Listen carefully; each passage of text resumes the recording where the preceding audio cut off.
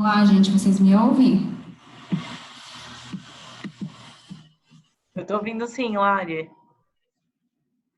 Tá bom. Podemos começar? Não sei por que a gente tá sem vídeo, né?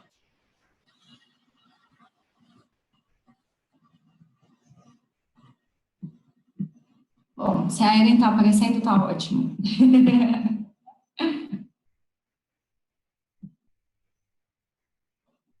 Vamos esperar mais uns 2 minutinhos, né, para ver se entra mais alguém.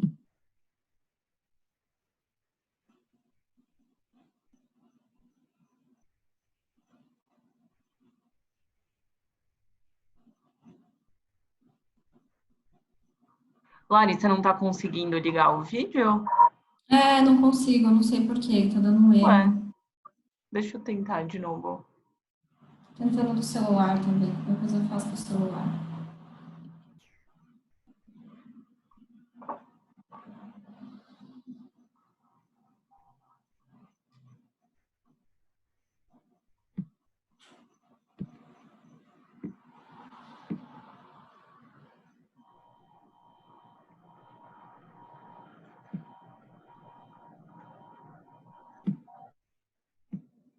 Eu vou sair e vou entrar de novo, tá? Rapidinho. Deixa eu ver o que acontece.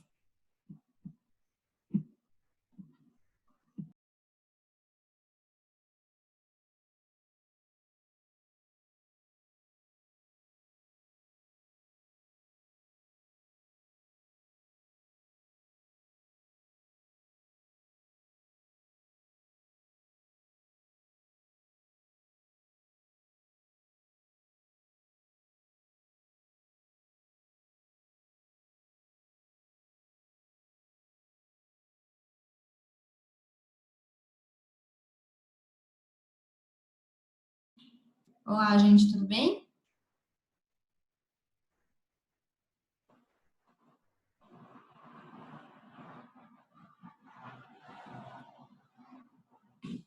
Bom, então vamos lá, né? Vamos começar. Em primeiro lugar, eu queria agradecer a participação de todo mundo. É muito importante para a gente que vocês estejam aqui. Nós, né, do Corona Cidades, a gente tem se preocupado muito em produzir conteúdo que, nesse momento ajude os municípios. A gente sabe que não tem sido muito fácil. E aí a gente decidiu, então, fazer esse webinar de hoje para falar sobre atenção básica, que tem sido um tema recorrente dos municípios que nos procuram. E então a gente decidiu fazer esse de hoje com o tema, né, que é como é que a gente organiza a atenção básica em tempos de Covid-19. Antes de a gente começar, queria pedir a colaboração de todo mundo para deixar o áudio desligado quando não estiver falando. Eu vou apresentar a Ellen, ela vai falar um pouquinho de tudo que ela leu e tudo que ela tem para apresentar para a gente discutir. Quem tiver dúvidas, pode, por favor, deixar no chat, que a gente vai abrindo no final para discussão. E acho que, em linhas gerais, é isso. Bom, a Ellen, então, que é a nossa especialista de hoje, ela é dentista de formação, fez residência no Programa da Saúde da Família na Fiocruz e também fez residência em gestão. E ela é mestre em gestão de políticas públicas em saúde no Reino Unido e pesquisadora do IEPS desde setembro de 2019. E a Ellen vai falar basicamente sobre 3 questões que têm surgido bastante aqui para a gente, que são: como é que a gente separa o fluxo da situação de contingência do Covid-19 das ações programáticas da atenção básica, como é que a gente garante a continuidade das ações programáticas, ou o que dá para fazer para garantir essa continuidade, e qual é a relevância de garantir a manutenção, então, das ações programáticas na atenção básica nesse momento, tá bom? Eu passo a palavra para a Ellen fica à vontade, por favor. Boa tarde, quase noite para todo mundo, agradecendo a presença e a disponibilidade. Sintam-se todos abraçados virtualmente. Em termos de objetivo, a Lari já me contemplou bastante, então a gente vai falar um pouco sobre como fica a atenção básica nesse contexto. E a ideia é que eu fale bastante aqui durante um tempo sobre estratégias e possíveis ferramentas, e depois a gente abrir mesmo para discussão, para encaixar essas ferramentas em diferentes contextos, porque, enfim, acho que são muitas as possibilidades e muitas as dúvidas, então nem sempre a teoria vai encaixar perfeitamente em algum contexto, mas existem muitas adaptações possíveis, muitas configurações possíveis. Então, basicamente, para a gente aproveitar o tempo da forma mais útil e mais dinâmica, eu vou falar um pouquinho, depois a gente abre e aí fica um espaço aberto para a gente discutir e trocar ideias, tá? Basicamente. Acho que para começar, gostaria de dar um passinho atrás, assim, e falar da atenção básica e como ela quebrou paradigmas na saúde pública brasileira, né? A gente saiu de um modelo que era completamente voltado para a doença, para um modelo que privilegia o acompanhamento da saúde ao longo dos ciclos de vida dos usuários. E exatamente por essa mudança de ótica, a atenção básica no Brasil atualmente ela lida naturalmente com demandas que são programadas e demandas espontâneas, que são aquelas demandas que aparecem em fato, necessidade de saúde em fato, diariamente nos serviços, a despeito de terem sido agendadas ou não. Então, a atenção básica brasileira hoje ela lida com essas duas demandas graças a essa mudança de modelo. Apesar de todo mundo, especialmente quem estudou saúde pública, enfim, concordar que esse modelo de atenção básica é o melhor, a gente está vivendo uma contingência sem precedentes na saúde pública brasileira. Então, em alguma medida, a gente vai ter que abrir mão de algumas coisas que a gente acredita na atenção básica, por exemplo, fazer grupo dentro da unidade de saúde, ter equipe multidisciplinar atendendo todo ao mesmo tempo. Então, isso é uma coisa que a gente vai ter que abrir mão. Mas acho que a pergunta que fica no ar é o quanto abrir mão? Eu simplesmente cancelo todas as minhas demandas programadas e transformo a minha UBS num mini pronto atendimento? Qual é o limite, né, entre uma coisa e outra? E aí eu já vou começar a argumentar que a gente vai estar vivendo uma crise longa, né? A gente não sabe quando essa história de coronavírus vai acabar. A gente simplesmente fechar os olhos para as demandas programadas da atenção básica pode significar um retorno para um lugar muito sombrio da saúde pública brasileira, em que a gente tinha um nível de agudização de doenças crônicas absurdo, em que a gente tinha uma alta mortalidade infantil, alta mortalidade materna. Obviamente, a gente tem muito ainda para avançar nesses indicadores, é verdade, mas o fato é que os nossos avanços a gente deve à atenção básica como ela é organizada hoje. Então, qual é a medida em que a gente consegue abrir mão sem que a gente acabe com duas tragédias ao invés de uma, né?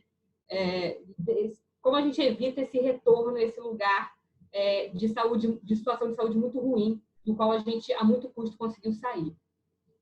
Então, acho que essa é a pergunta, assim, né? E, a priori, o que eu gostaria de deixar assim, como mensagem principal é: a gente não deve fechar as portas da atenção básica para as demandas programadas. Acho que se esse fosse o slogan central dessa apresentação, acho que eu gostaria que fosse esse.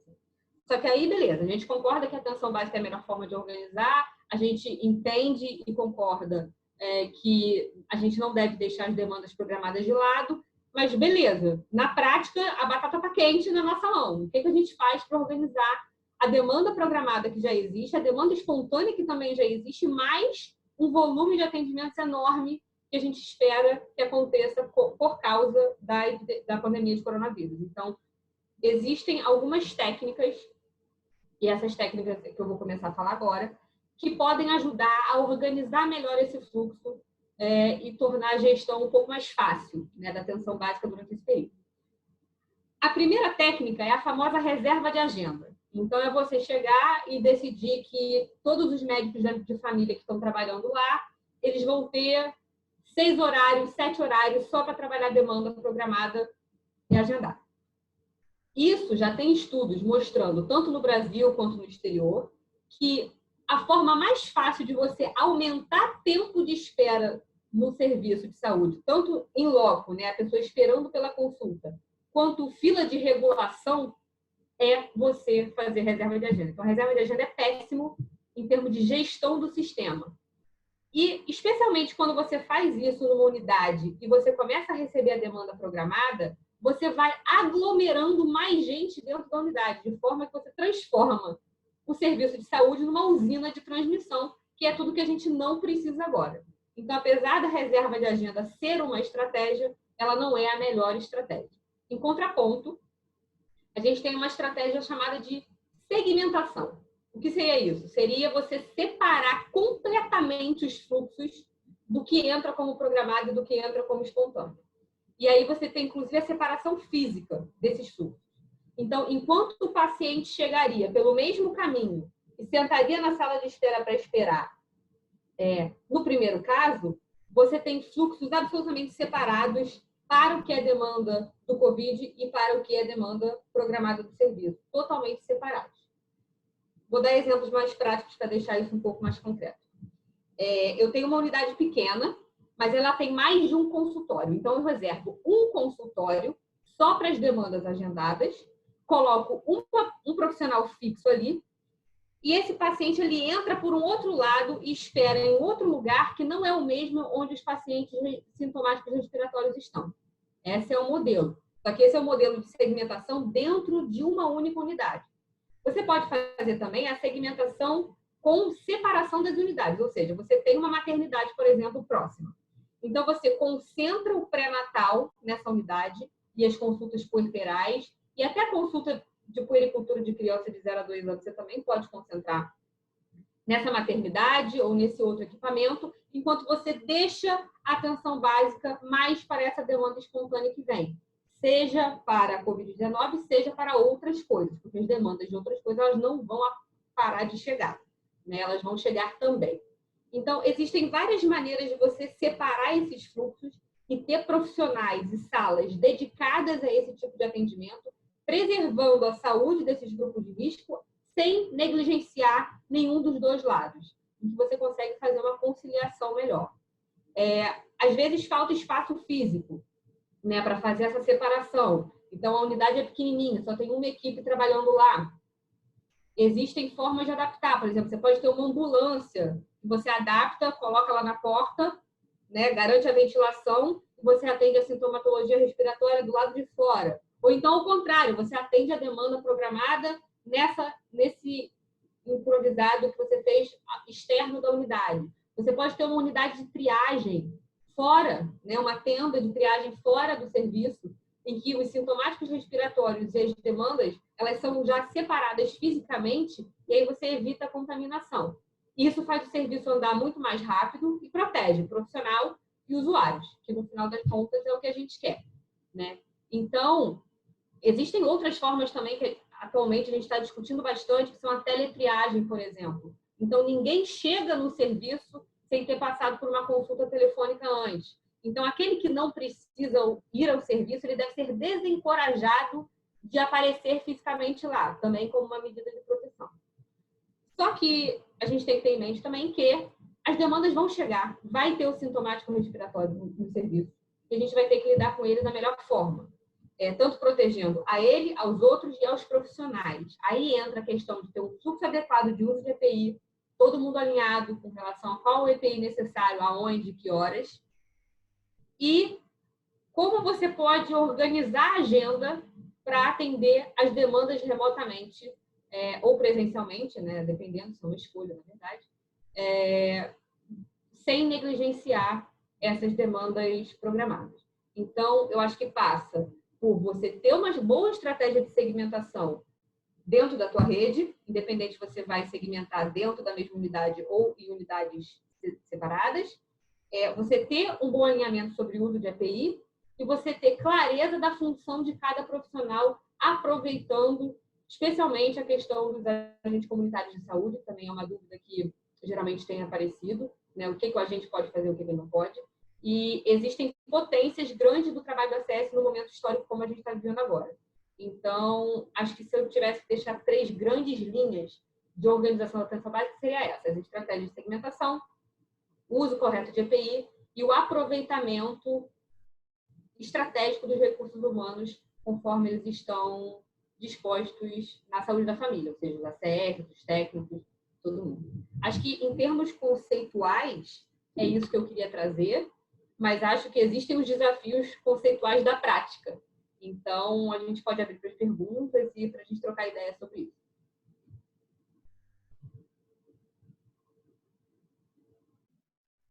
Muito bom, Ellen. Muito esclarecedor. Acho que isso já ajudou bastante a nortear algumas das perguntas que a gente sabe que surgem bastante.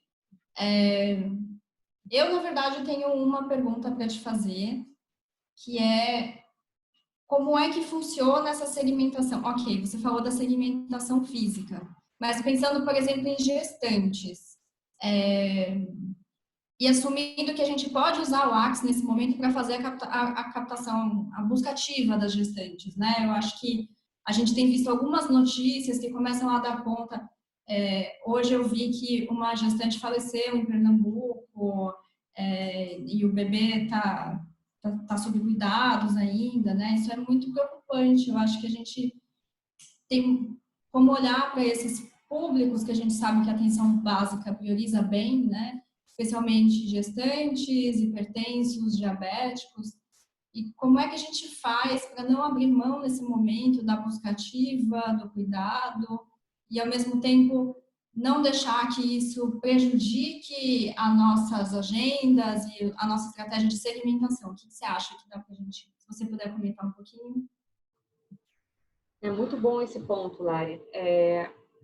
A busca ativa, eu acho que ela é fundamental nesse momento, e não é só para a gestante, mas para os doentes crônicos também, porque pensa, o doente crônico controlado, ele já é grupo de risco para a Covid-19.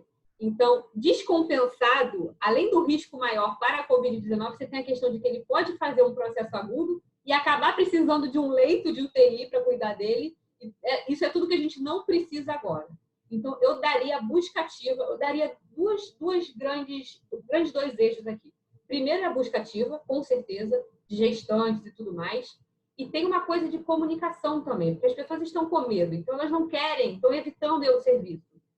Se eu for ao serviço, eu vou pegar alguma coisa, eu estou correndo risco e tudo mais. E, de certa forma, isso é um medo completamente fundado, né? Então, a questão é você comunicar para esses públicos que eles precisam sim ir às suas consultas, que vai ter estratégias em place, né, para poder protegê-los, né, mas que eles precisam ir porque as consequências que eles podem enfrentar negligenciando o seu cuidado é tão ruim quanto o coronavírus. Então, eu acho que é uma questão de comunicação e de manter nas agendas, especialmente para os profissionais que já estão acostumados a fazer isso. O ACS, ele é mestre em fazer busca ativa, né? Isso é uma função preponderante dele. Então, é ter isso como estratégia de agenda. Então, todo dia alguém vai chegar lá, vai olhar a planilha, vai ver quem é e vai até a residência, obviamente tomando todos os cuidados, tentando não entrar dentro da residência, usando o EPI necessário, né? Mas a busca ativa e as estratégias de comunicação, eu acho que são primordiais para a gente conseguir manter essas demandas que são tão importantes, que não podem parar. Muito bom, Erin. Adorei que você falou bastante do trabalho dos ACs, né? E surgiu uma pergunta aqui para a gente no chat, que é como é que eles... Você falou um pouquinho sobre o uso dos EPIs e tudo mais, mas o Ministério tem dado alguma recomendação específica sobre esse trabalhador? O que dá para a gente dizer sobre os ACs nesse momento? O Ministério divulgou, sim, um material específico para a função do ACS, né, no cenário da pandemia. E a primeira coisa a mais importante, quem é grupo de risco dentre os ACS não vai trabalhar com atendimento ao público. Então, essa é a primeira coisa. A segunda coisa, as visitas domiciliares, elas podem acontecer, inclusive em algum grau é desejável que alguns pacientes sintomáticos sejam atendidos no domicílio se for possível, e daí quem guia esse processo é o agente, tá? Mas ele tem que estar tão protegido quanto qualquer outro profissional. Não é justo pensar que o ACS merece menos proteção do que qualquer outra categoria profissional atuando na estratégia. Então, ele tem que receber uma máscara cirúrgica, ele tem que receber um avental, isso no mínimo, né, para entrar em contato mais direto com os usuários. E sempre recomendando que, se não for imprescindível, que ele não entre dentro do domicílio, né? Então, basicamente, as recomendações são essas.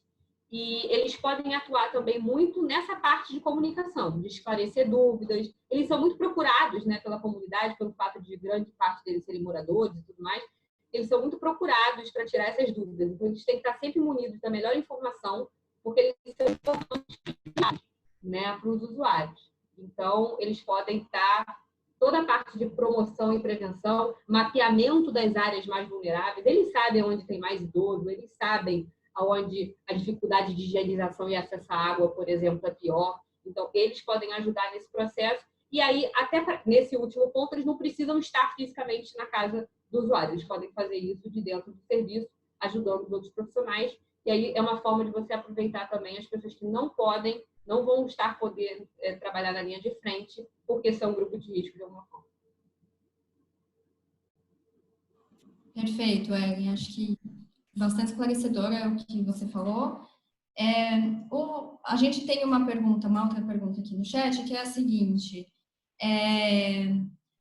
como é que a gente continua fazendo o pré-natal, né? Então, faz sentido separar uma unidade exclusiva para gestantes para facilitar a comunicação? Eu acho que isso pode ser uma coisa que talvez alguns gestores pensem, né? Eu vou priorizar segundo e terceiro trimestre e vou deixar o primeiro trimestre para mais para frente, porque não faz sentido talvez fazer nesse público agora. Então, acho que essa é uma dúvida, né? Como é que a gente faz com as gestantes? E a outra é como é que fica a logística de distribuição das fitas para os diabéticos. Dá para pedir para os ACs fazerem isso diretamente na casa das pessoas? Você acha que essa é uma opção ou não? O que você pensa sobre isso? Bom, vamos primeiro para a questão das gestantes.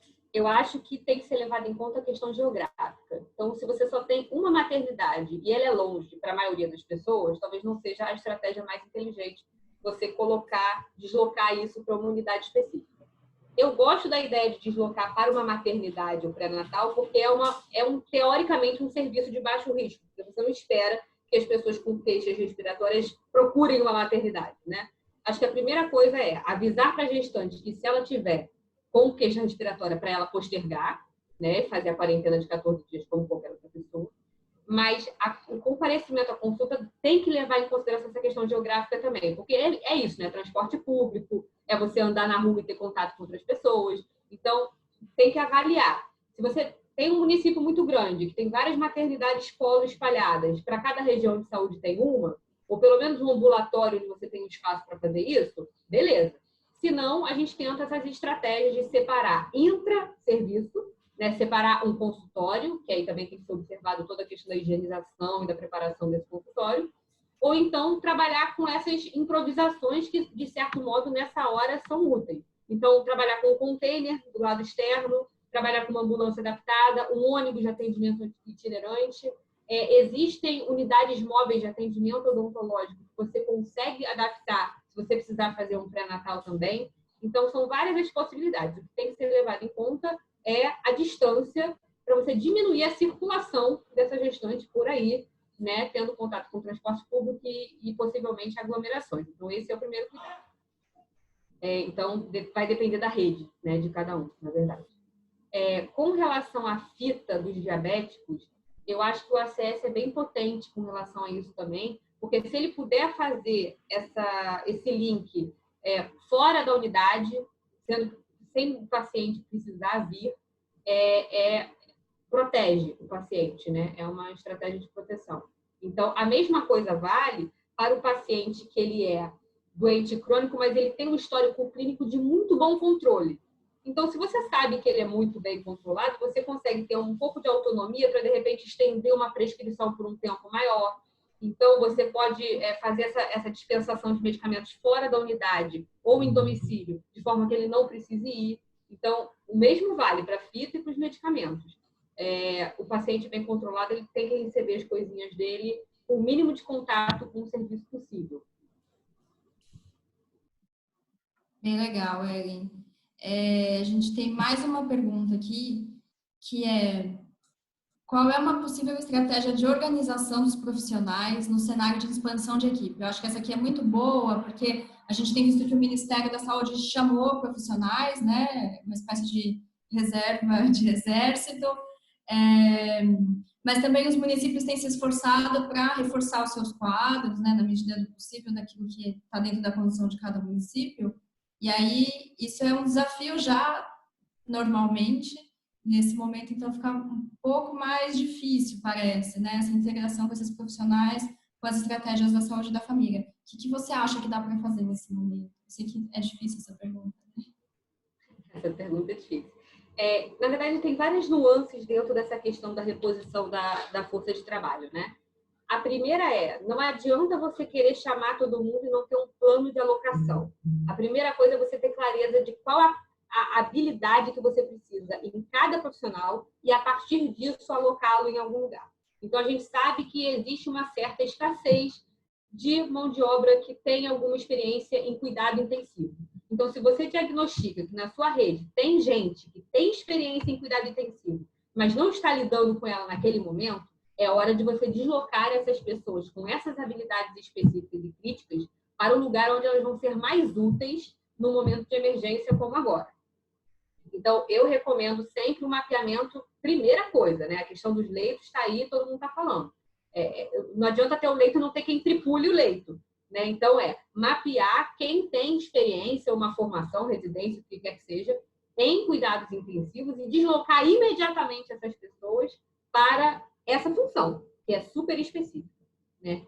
E é muito complexo você pegar profissionais, na verdade, eu considero que pode ser uma tragédia em cima da outra, você pegar profissionais sem experiência nenhuma e jogar voluntários ou recém-formados, enfim, e colocar nessas funções mais críticas.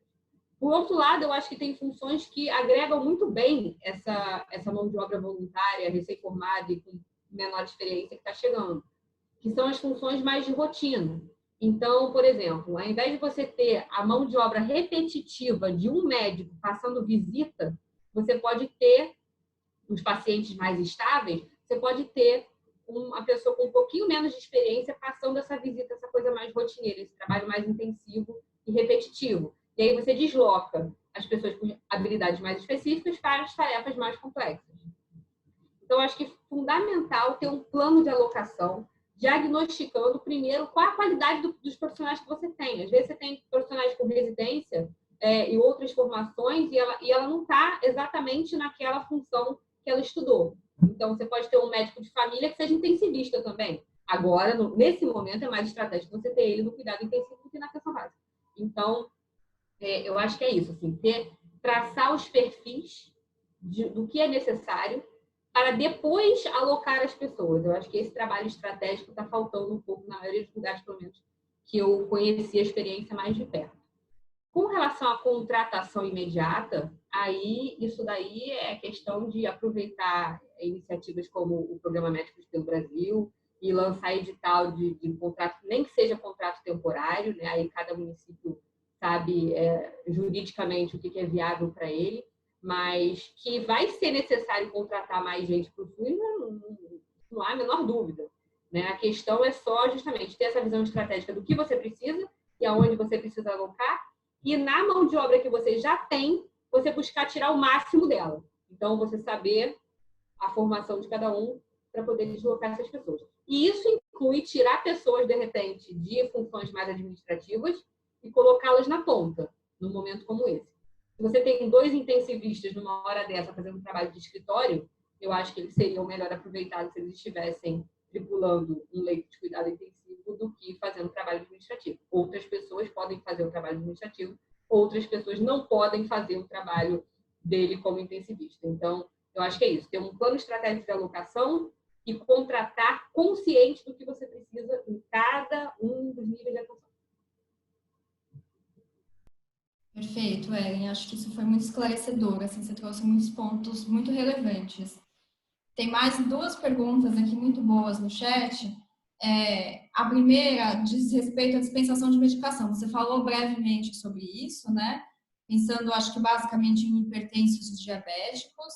Mas que estratégias são essas? O que você conhece assim, que funciona bem? E se você puder explorar um pouquinho mais sobre isso com a gente.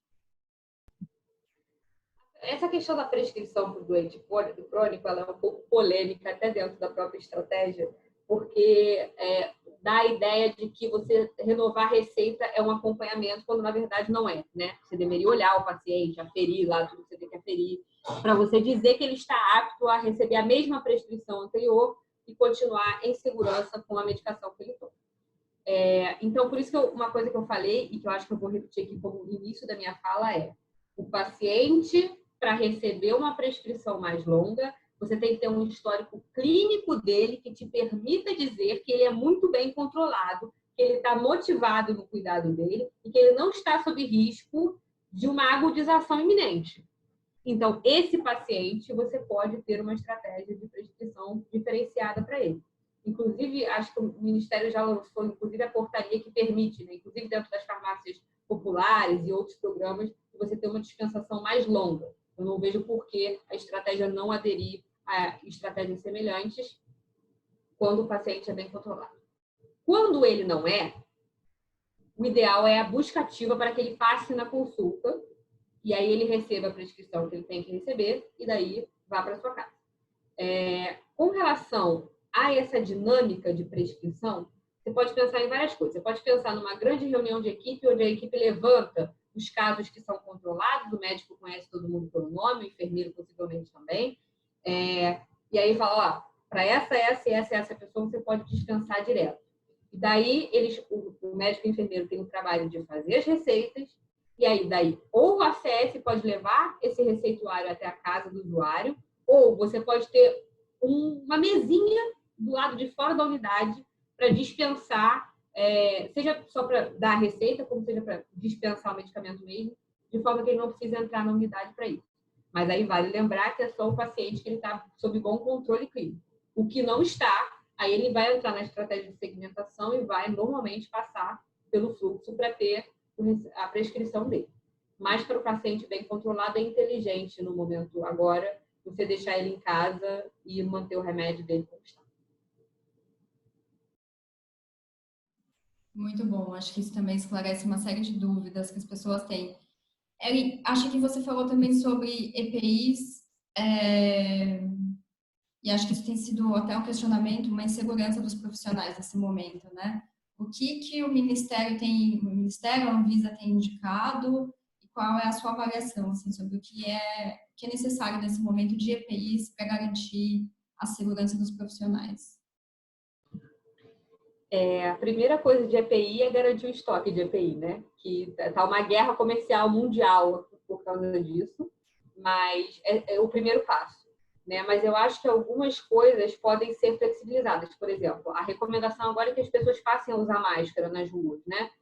Só que, obviamente, se elas comprarem máscaras cirúrgicas, elas vão deixar os profissionais sem.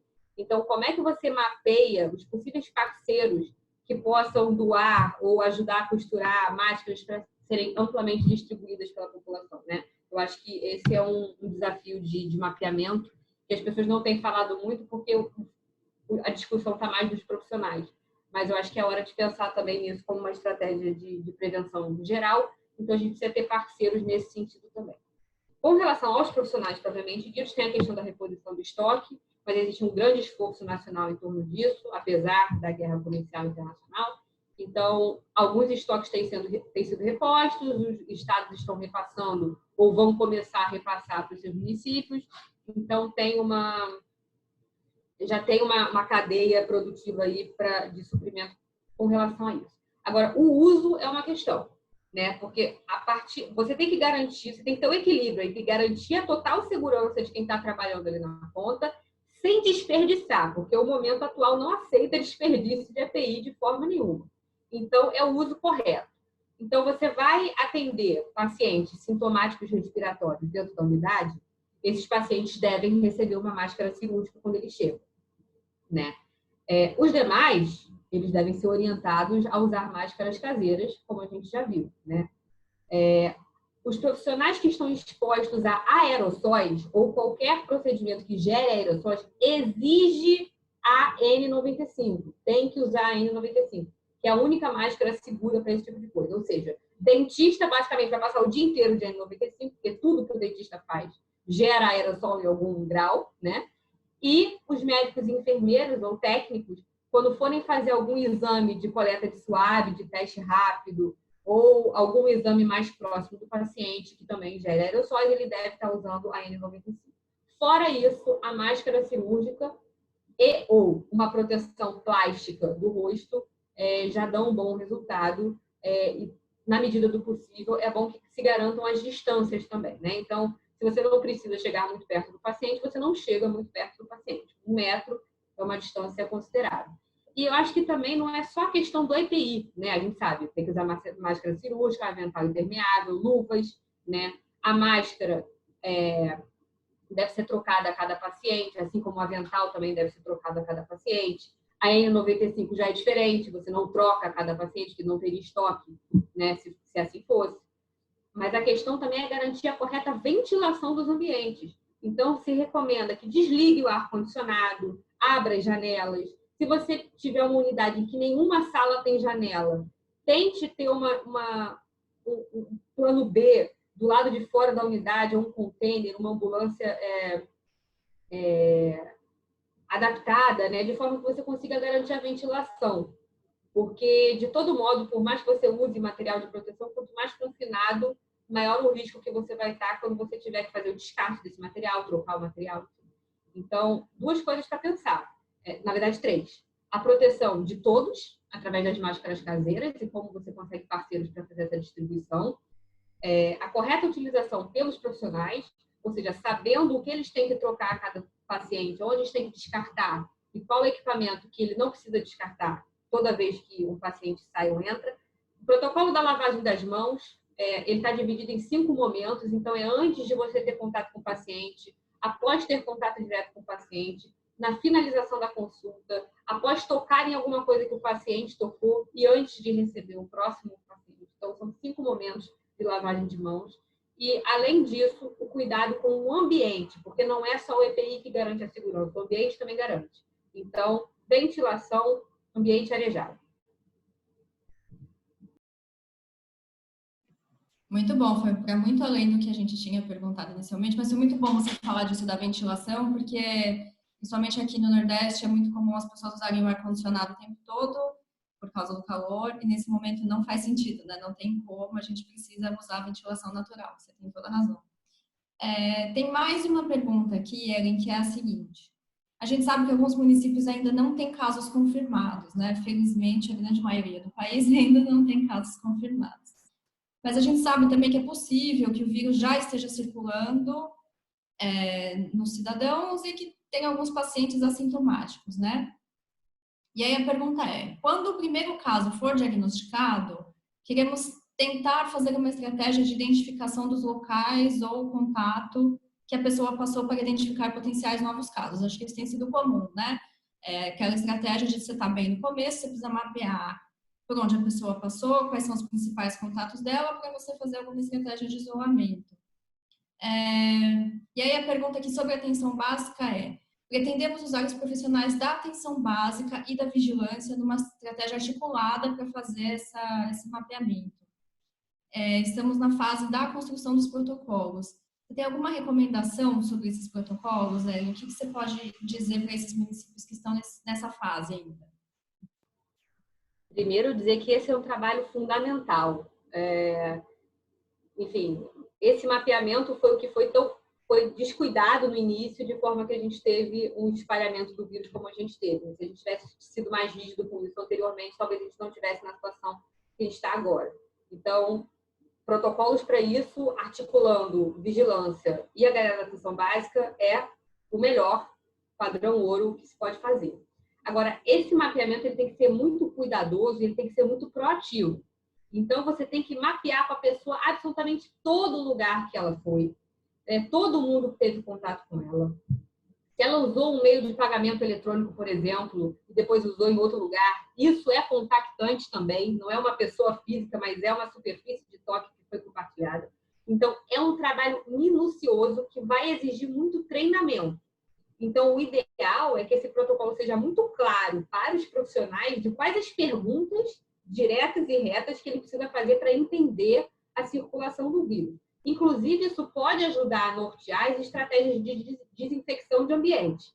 Então, se você mapeou que 2 pessoas suspeitas ou que tiveram contato com um caso confirmado andaram na mesma estação de trem, sentaram, foram numa lanchonete e tudo mais, isso te ajuda a pensar, inclusive, estratégias para além do nível individual. E você pensar no nível dos ambientes pelos quais essas pessoas passaram. Então, se eu tiver que dar uma recomendação assim, vai ter que ser proativo, vai ter que ser rígido nas perguntas e vai ter que ser abrangente, né? Não é só o contato pessoa a pessoa. A gente sabe que as superfícies ajudam a dar carona para o corona. Então, esse mapeamento, tipo, você usou algum cartão de crédito? Você frequentou algum restaurante, bebeu alguma coisa? Né? Tudo isso, às vezes até cruzar com dado de vigilância, de câmera, enfim, sistema de câmera, é um trabalho insano, mas é um trabalho que precisa ser feito, porque essa é a forma de bloquear a transmissão comunitária, a única forma. Então, eu recomendaria isso, assim, minuciosidade e fazer um bom treinamento com os profissionais que vão estar nessa frente. Então, indicar para eles exatamente o que eles têm que perguntar, como, e como eles já entram em contato com esses comunicantes, né? Porque não adianta só saber quem são. Você tem que colocar essas pessoas de quarentena também, né? Então, tem que ser um trabalho muito proativo, com uma equipe muito engajada e muito bem alinhada com relação a essas perguntas que devem ser feitas. Eu acho que você tocou num ponto muito importante agora, que é a questão dos treinamentos, né? Como é que tipo de estratégia dá para ter dentro da atenção básica para garantir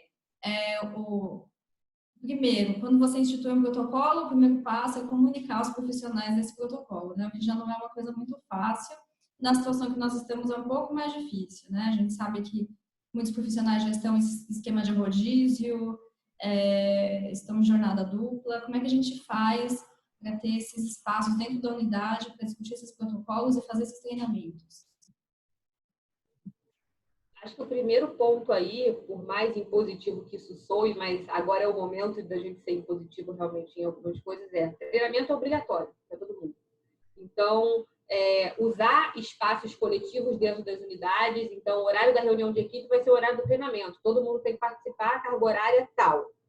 E aí, todo mundo participa, né? Uma questão que eu sempre critico com relação à capacitação de mão de obra é que para absolutamente qualquer política pública que se faça, a primeira coisa que vai aparecer lá nas ações é capacitar recursos humanos. E eu acho que isso fica muito vago quando você não tem uma clareza das habilidades e das competências que você quer desenvolver naquele público-alvo que você está treinando. Então, a primeira coisa é treinamento. O que eu quero com esse treinamento? Eu quero que todo mundo esteja apropriado do protocolo clínico do Ministério para a abordagem hospitalar ou na atenção básica, tudo faz, para a Covid-19. Ok. Então, o que eu vou fazer? Eu vou contratar um especialista e esse especialista vai itinerar em todas as equipes, em regime de escala, para treinar todo mundo. Aí, depois, eu posso aplicar um teste, ou eu posso aplicar uma mini avaliação mesmo após o fim da sessão de treinamento. Então, é saber o que você quer, fazer e fazer com todo mundo. Não adianta... O treinamento não é um e-mail, né? Eu sempre falo isso. O treinamento não é um e-mail. Tipo, saiu um protocolo. Aí eu pego o e-mail e divulgo para todas as unidades. Tá todo mundo sabendo. Não tá todo mundo sabendo, né? E existem também técnicas pedagógicas diferentes. Então, você tem o treinamento em sessão única, que o profissional vai lá, treina, avalia se está todo mundo realmente treinado e não volta mais. Ou você tem uma metodologia que chama de transmissão de conhecimento, que significa você ter sessões curtas, mas de alta frequência. Então, você explica um pouquinho, a pessoa aplica aquilo na prática, tem dúvida, aí ela anota as dúvidas. Quando o treinador volta, ele já volta em cima das dúvidas que as pessoas tiveram anteriormente. Então, você tem sessões mais curtas, que tomam menos tempo dos profissionais num dia, mas, em compensação, são mais longas. Aí vai depender das pernas que cada município tem para poder abraçar cada uma das metodologias, mas existem essas duas. Então, primeira coisa, saber o que você quer. Então, o que você quer vai variar de acordo com a categoria profissional. O que você quer para o médico não é o mesmo que você quer para o enfermeiro, que não é o mesmo que você quer para o CS. Então, o ideal é que esses treinamentos sejam, em certa medida, customizados, certo? E fazer o treinamento, seja por uma metodologia tradicional ou por uma metodologia mais ativa, como essa segunda que eu citei, e ter algum feedback de que as pessoas realmente assimilaram aquilo. Porque, do contrário, você não vai ter aquilo como uma prática diária na unidade nunca. Então, treinar não é tão simples quanto parece, mas é crucial nesse momento, porque é uma doença nova, né? A gente não conhece, basicamente, a gente conhece muito pouco, a gente está vendo a ponta do iceberg só. Então, essas estratégias, elas precisam ser mais ativas nesse momento para garantir um atendimento, pelo menos, linear em todas as unidades, todo mundo sabendo como manejar de acordo com as evidências que a gente tem até agora. Muito bom, Ellen. Acho que você trouxe vários pontos muito importantes. Uma outra coisa que surgiu aqui no nosso chat é telemedicina. Telemedicina na atenção básica. Tem como? Acho que essa é a pergunta. Tem como. Inclusive, é uma estratégia que está sendo preconizada agora, né, para proteção de todos. E a gente precisa, talvez, desconstruir a ideia de que telemedicina seja você pegar um supercomputador altamente moderno e colocar um médico da frente do paciente. Na verdade, não é bem assim, né?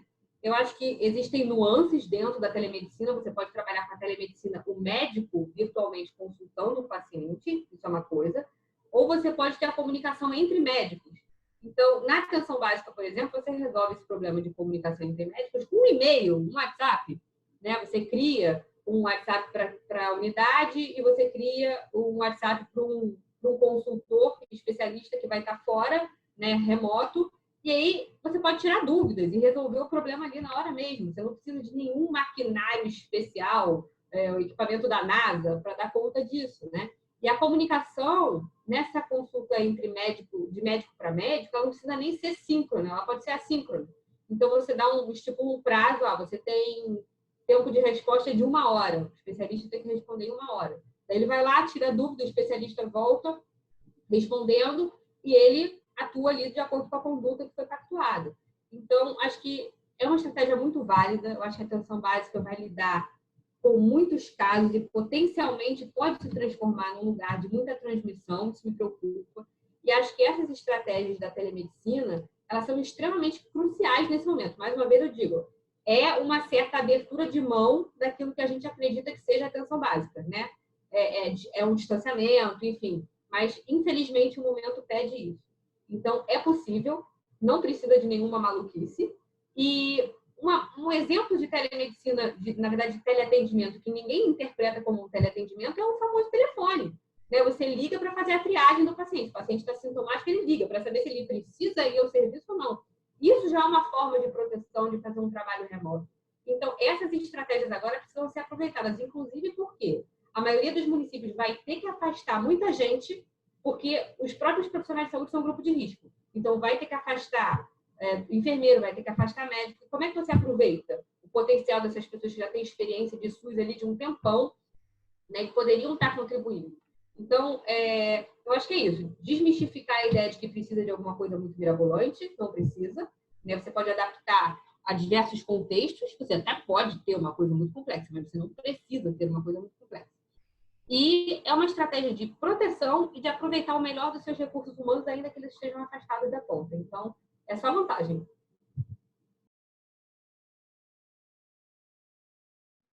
Muito bom, Ellen. Alguém tem mais uma pergunta, gente? Alguém gostaria de fazer algum comentário? Porque senão a gente vai encerrando. Bom, acho que... Olá, tudo bem? Oi, tudo bem? Eu sei que já está quase encerrando.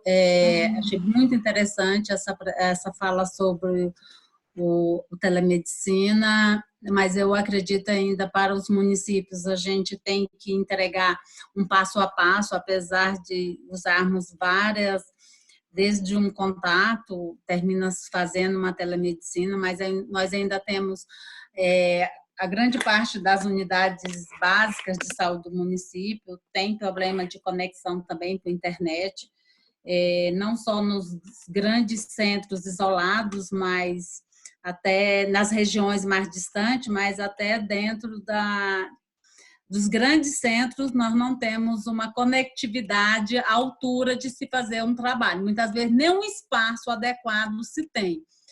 Então, eu acho que era uma coisa que a gente poderia estar avançando bastante nisso, dando um passo a passo. Hoje, se nós chegarmos nos municípios e falar que ele tem que usar a telemedicina, ele fala, tá, eu sei da importância, mas e aí? O que eu faço? Qual o meu passo a passo para que eu possa fazer isso? Eles não têm. E eu estou como consultora no AIST, no Planifica SUS, no PROAD SUS, estou na região de Roraima, no estado de Roraima, e estou também numa região de Santa Catarina.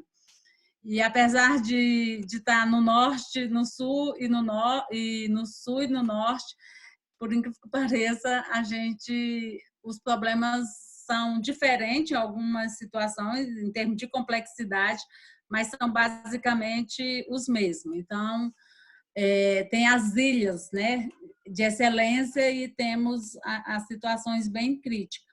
Eu acredito que esse passo a passo seria importante para esse grupo aqui começar a pensar num passo a passo de como os municípios, eu, secretária municipal de saúde, estou vendo o ministro falar que a telemedicina está liberada, que está tudo. Tá, mas o que eu faço agora? O Ministério da Saúde está longe, o recurso ainda não chegou.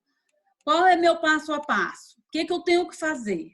Então, a gente poderia trabalhar um manual, um passo a passo, aí eu deixo uma sugestão e me coloco aqui à disposição do grupo, com um pouco de experiência que eu tenho. Eu também sou servidora aposentada do Ministério da Saúde e me coloco à disposição aí de vocês para ajudar nessa discussão.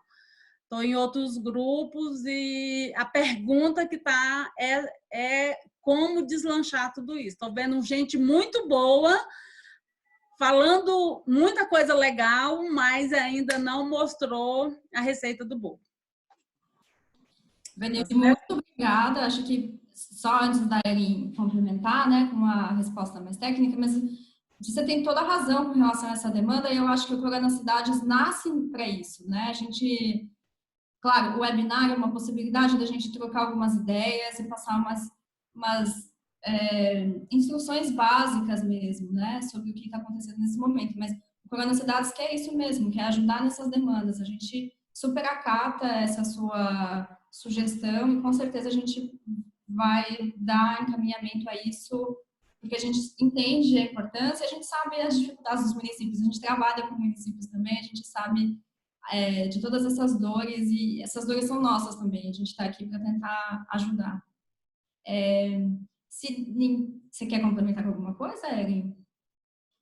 Não, quero sim. Eu queria agradecer pela intervenção. Acho que é super relevante essa questão de ter um norte, né, para a implementação desse processo. Não é uma implementação simples, na maioria das vezes, apesar de não necessariamente as ferramentas serem tão complexas, mas, com certeza, eu acho que a gente pode trabalhar nisso, de fato. E acho que talvez a receita do bolo a gente nunca chegue, porque em política pública a receita do bolo é uma coisa que é uma entidade mística, que talvez não tenha uma receita do bolo específica, mas talvez mapear o que já é possível agora, usando o sinal telefônico, usando as armas que se tem na mão nesse momento, e a partir daí mapear, inclusive junto a grandes doadores, enfim, pessoas que estejam interessadas em ajudar, organizações, fundações e tudo mais, para que o dinheiro chegue mais rápido, porque o burocrático do público ele vai existir sempre, né? Por mais que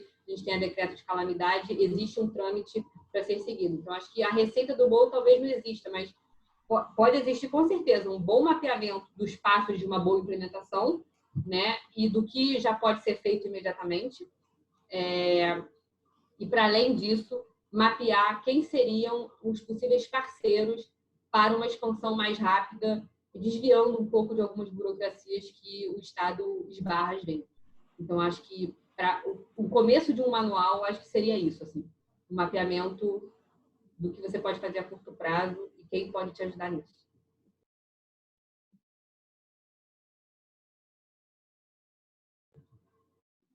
Evanilde, só para a gente entender, você é secretária municipal de qual município? Não, eu não sou secretária municipal. Eu já fui secretária municipal. Eu sou de Goiás, faço parte também do MLG, e sou líder MLG, E também já fui superintendente o ano passado, até o ano passado eu fui superintendente de políticas de atenção integral à saúde no estado de Goiás. E hoje eu estou trabalhando como consultora regional no PROAD SUS, né? Que é através na reorganização da atenção primária à saúde no estado de Roraima e uma parte de uma região de Santa Catarina. Então, assim, é uma angústia que a gente andando por esse país, quando a gente chega, é aquela coisa que a gente até imagina que as pessoas tenham aquilo. Eu sei que aquilo é importante. Eu falo assim, a pessoa que está lá enquanto secretária, ele sabe que aquilo é importante, mas ele precisa de um passo a passo. Acho que você expressou muito bem quando você falou, a receita do bolo realmente a gente nunca vai ter ela pronta. Mas o que nós temos hoje, nós podemos estar instrumentalizando essa gestão aí, porque eles nem têm tempo hoje, de correr atrás de muita coisa. Então, nós, enquanto aqui voluntários e trabalhando para melhorar, nós darmos um norte, como você falou, para eles, eu acho importantíssimo. Então, eu fico muito interessada. Agora mesmo eu até entrei atrasada, porque eu estava uma vídeo com Roraima, né? E lá eu tenho a população indígena. E aí a gente preocupada como que nós vamos atender essa população. E estamos com gestantes que o Estado pegou e suspendeu o pré-natal. Suspendeu o pré-natal e nós estamos junto com a CESAL, conversando com a CESAL, a Secretaria de Estado da Saúde, nós estávamos agora com a equipe conversando para que retorne o pré-natal, porque aí nós vamos ter o quê? Morte materna. Nós vamos ter morte materna. Por quê? Porque nós estamos com uma situação pontual agora, mas aí nós estamos com a nossa população as nossas gestantes já há mais de 15 dias sem um acompanhamento desse pré-natal, que bem que o pré-natal de alto risco, o centro de referência, ele está atendendo, mas nos outros municípios o pré-natal não está acontecendo. Então, daqui um dia, o que nós vamos ter? Só gestante de alto risco, porque elas não estão fazendo o pré-natal. E aí veio-se a discussão do telemedicina. E aí nós estávamos falando. Aí veio exatamente isso, que eles falaram, tá, e agora, o que a gente faz? Nós sabemos que podemos ter o telemedicina, mas nós precisamos do passo a passo. Aí, quando eu liguei, você estava falando do telemedicina. Eu digo, gente, pelo amor de Deus, nos passa esse passo a passo para os municípios, para esse Brasil enorme, para a gente instrumentalizar essas pessoas que estão lá com boa vontade. E só para você ter uma ideia, não conseguimos falar no centro de referência do Estado por falta de conectividade. Isso agora, em plena pandemia que nós estamos vivenciando. É muito, muito crítico, né? Não, é desafiador mesmo. De vocês. Ótimo, a gente fica muito feliz, assim, é muito bom que você tenha feito esse contato conosco. Se você quiser mandar o seu contato aqui no chat mesmo. Tá.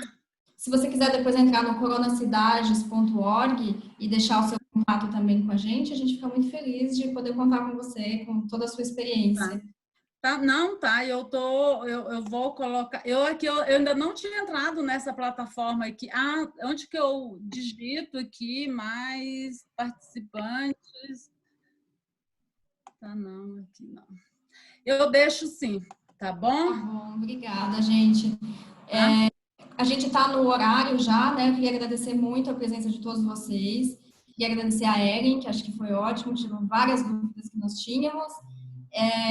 Queria só deixar claro que a gente vai continuar com os webinários e que o próximo é com o epidemiologista, o Guilherme Werneck, e ele vai falar sobre testagens, estratégias de contenção e estratégias de isolamento do Covid-19 e, em geral, é isso que ele vai falar. A gente vai disponibilizar isso também nas nossas redes de apoio, o MLG, talvez no nosso site. A gente vai avisando vocês dos próximos. A gente conta muito com a participação de todos, a gente aceita todos os inputs e todos os voluntários que quiserem participar dessa nossa missão mesmo, que é o Corona Cidades, de ajudar os municípios nesse momento.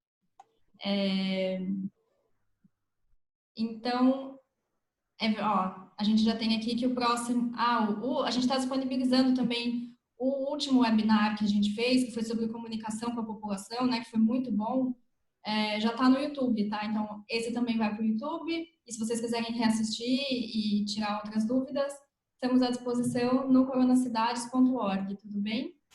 Então, obrigada mais uma vez pela participação de todos, uma boa noite e vamos juntos. Tchau, gente. Obrigada, boa noite.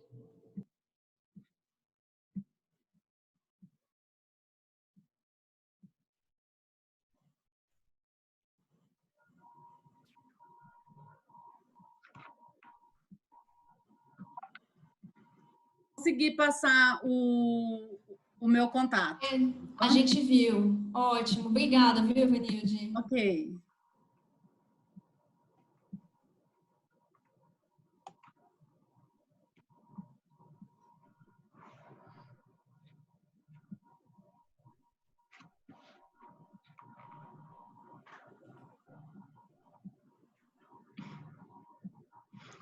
Obrigada, Lari. Vou desligar aqui. Tá bom. Tchau, Tchau, gente. tchau. Boa noite. Boa noite.